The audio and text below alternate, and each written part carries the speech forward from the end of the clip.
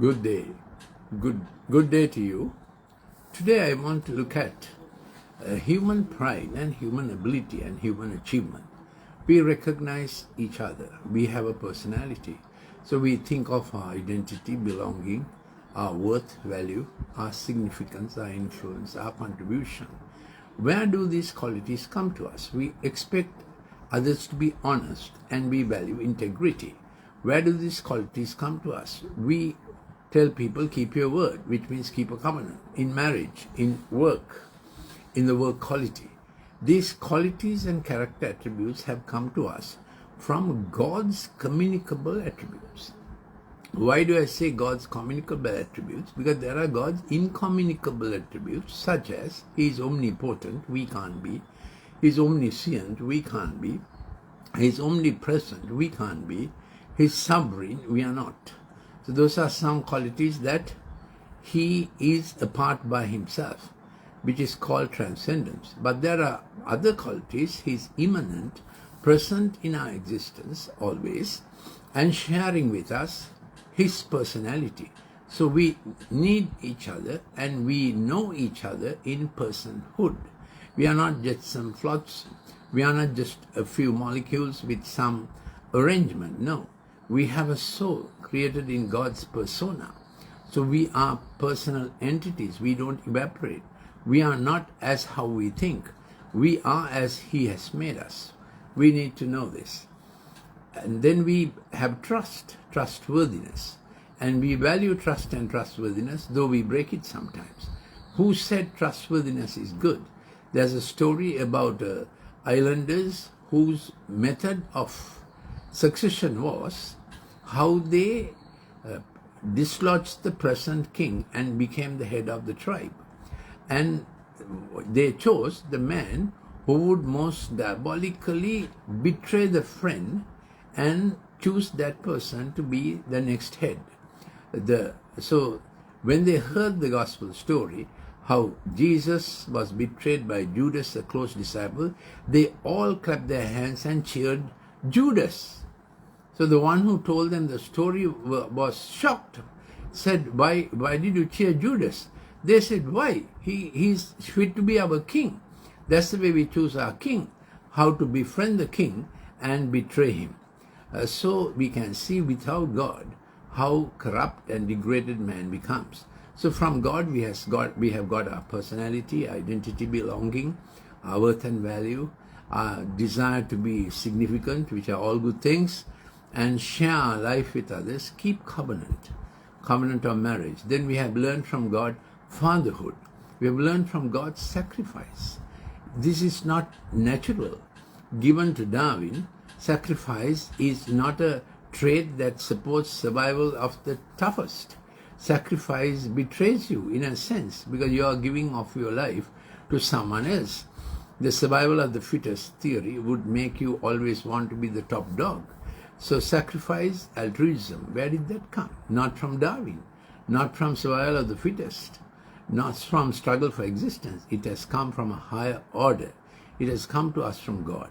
So my short talk today is to impress upon each one of us the importance of living the image God put into us. We are created in the image of God, male and female. That's also important.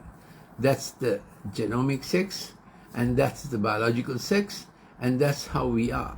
God created us in the form of male and female, and when we come together, we have the full range of God attributes we share with our kids, progeny, next generation, our children. This is the purpose of God, the family. Then fiduciary relationships, loyalty. We all know betrayal is horrible. Where did we understand that? We understand that from the nature of God, our Father, fatherhood. And then we understand trust and faithfulness, trustworthiness. These are God characteristics that He has imparted to us, put into us, that we may be the good gift becoming a perfect gift by God downloading into us. And the experience of this change from our crookedness to God's righteousness. So the righteousness is a God quality. It's God who gives us sense of right and wrong. Left to our own conscience, we will, without God that is, we will just do as we please, and whatever is opportunistic, we will go for that. So conscience is God's instrument, God's barometer, God's moral meter in us, speaking to us as the voice of God. So my plea is, righteousness we understand as God's character. Then justice, that's God's character. Then sharing with the poor, helping the disabled, considering the weak, that is God's character. Then making peace rather than creating conflict, that's God's character. Blessed are the peacemakers. So there are many character attributes of God from which we draw. And as God's nature, God's image denudes in us, we will become horrible. We will just live for ourselves and indulge, become hedonistic, consume more than we need, and go for pleasures unbridled. That's how the present society makes a very intimate sexual gift consumerist, sold and bought, which is probably the worst way man can be degraded. We can be degraded in other ways, by betraying friends, by robbing money, by doing poor quality work, promising something and not delivering. But our worst degradation comes when the most intimate gift God has placed in us, the gift of sexuality, is corroded and corrupted, and we use it for our own means, selling it or buying it. That's how we lose God character. So this is a little talk for us to get back to thinking thoughts after God. I am quoting Einstein. When he was asked, how do you get these equations? He may have just quipped it, but it is known till about 1917, till he became famous.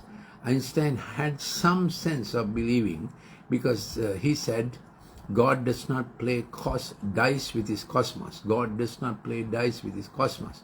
What he meant by that was that in the cosmos, in the universe, there are orderly laws that can be understood, and he believed in a scientific lawgiver. Later on, Einstein, with his popularity perhaps, anyway, lost that sense of God, and Max Planck, a Christian scientist, overtook his scientific knowledge by proposing the quantum theory. But today's my topic is not mainly that, but how the character of God in us keeps human society going. And as God's character depletes in humans, every nation each nation will find a struggle for existence, because the powerful nations will become global dinosaurs, robbing and ripping off resources, all in the name of debt, creating debt, structuring debt, developing global policies of trade to make nations indebted, to rob their national resources. That's what's happening at present. They'll recruit in every nation probably a national level leader who will play ball with them, so that a nation can be robbed legally, within inverted commas, by getting that nation into all kinds of debt. So that's a little how man's degradation, losing God's character, causes economic, political upheaval, injustice, family breakup, and degrading marriage, degrading sexuality, and then fathers not looking after children, and men and women not sticking together in a covenant lifelong. All that have got corroded as we lost the image of God that he gave us for our best. So let's return to God. That's why God came in human form, demonstrating his humanity, demonstrating his humility and his immanence, that he came to us. That's the Christmas story. God, the Creator, came as God incarnate, Jesus Christ. That's why he was called Emmanuel, God with us. Now he wants to be in us and God for us. Thank you for listening. This change can come to any one of us. I was myself an atheist. Just before I entered the Colombo Medical Faculty, I became first in the island. I'm Dr. Lalith Mendis. I'm the director of Colombo Empathic Learning Center. I became first in the GC A-level examination in bioscience, doing physics, chemistry, botany, zoo. Then in the Colombo Medical Faculty, I was first batch top in every exam, including the final exam. So I began to increasingly understand that my brain only cannot meet life. That's what I thought. But I found my brain is not enough for reasonable, rational human relationships. That man has a brain and a heart. This is what led me to believe in God, having been an atheist, having had a father who was an atheist. So my plea is this, that consider your own life as character of God denudes in each one of us. Human relationships themselves become very difficult, and at all levels, economic level, political level, intellectual level, quality of academic research, all that. Then benefactors become rapacious, profit makers. A doctor will not practice his medicine to be a benefactor. Then beneficiaries will turn back and rip off, saying, I was not served well. So even the benefactor-beneficiary fiduciary relationship needs a God understanding of what a benefactor should be. So this is my plea. Please consider that the Good Shepherd, our Lord Jesus Christ, is available now. He said, I came down to lay down my life and to take it up in you, and my sheep hear my voice. That's the promise of Christ's life with Christ in us, which becomes our hope of glory. Otherwise, we'll be selling our bodies, priding our intellect, and getting anti-God, thinking that is glory.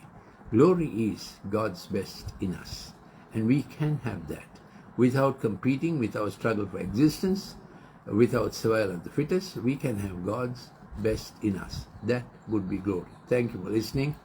I'm Dr. Mendis, Director, Colombo Empathic Learning Center. My last post was as Head of Department of Pharmacology in a state medical faculty, and my often give lecture subject is brain screen balance. If you want any clips on it, please send a WhatsApp to 0742 11 5011. If you are from overseas, it will have to be plus 94 74 211 5011.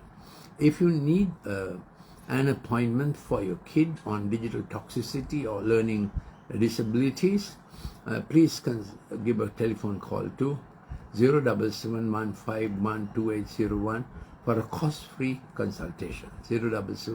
077-151-2801. Thank you for listening. We'll meet again in a midday broadcast. Thank you.